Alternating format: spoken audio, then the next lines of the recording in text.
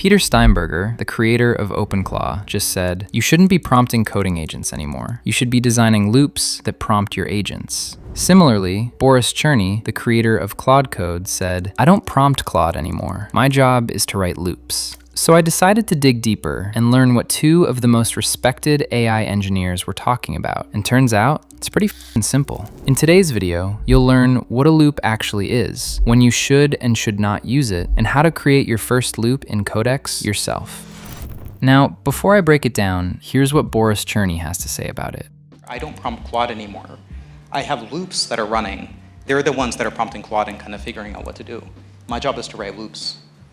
So what exactly is a loop? You can think of it as a prompt that runs over and over again until a specific task or goal is complete. Unlike a regular prompt, where you get a response and you have to keep following up until you achieve the result you want, a loop removes you from the sequence, and the agent prompts itself autonomously until the goal is achieved. For a basic loop, you only need two things: a trigger and a goal. A trigger is what kicks off the loop, and there are basically three ways to do it. The first is manual. You prompt the agent yourself whenever you want it to run. The second is scheduled, which means it runs on a timer you set, like every morning or every few minutes automatically. And the third one is reactive. It basically starts on its own when something happens, like a new GitHub issue or a failing test, etc. And a goal is what you want the agent to achieve, like fixing a bug or making the page load faster, etc. And there are two types of goals: verifiable and subjective. Verifiable is when the agent can actually check whether it's done, like all the tests pass or the build is green. There's a clear yes or no, so the agent knows exactly when to stop. And subjective is when done comes down to taste, like make this design look good or refactor until satisfied. There's no clear yes or no, so the agent just keeps going as long as it deems necessary.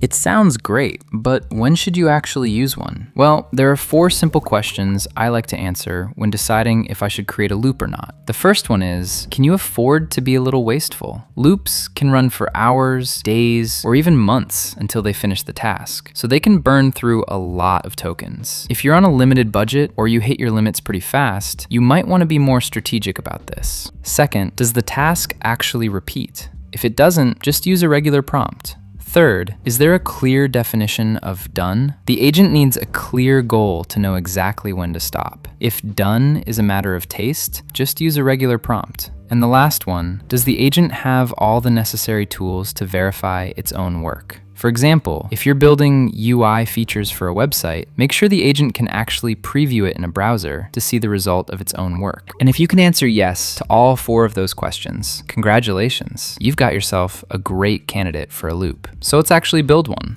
To create a basic loop in Codex, you just type /goal followed by what you want the agent to achieve, like update every outdated dependency, then make sure the build still passes. This command takes the goal from your prompt, and the agent works until it's achieved, which is exactly what a loop is. While it might look pretty easy, and for basic loops, a trigger and a goal would be enough, for building more advanced loops, we might need to add more components. The single most important layer you can add is memory. Every loop starts from scratch, unless you record what's happened. And no memory means no improvement. You'll just end up burning through tokens because the agent hits the same error over and over again. Adi Osmani, leading AI engineer at Google, put it simply: the agent forgets, the repo doesn't. So the idea is to create a markdown file where the agent records everything it did, what worked, what failed, and what it should do next, and then reads it back at the start of every run.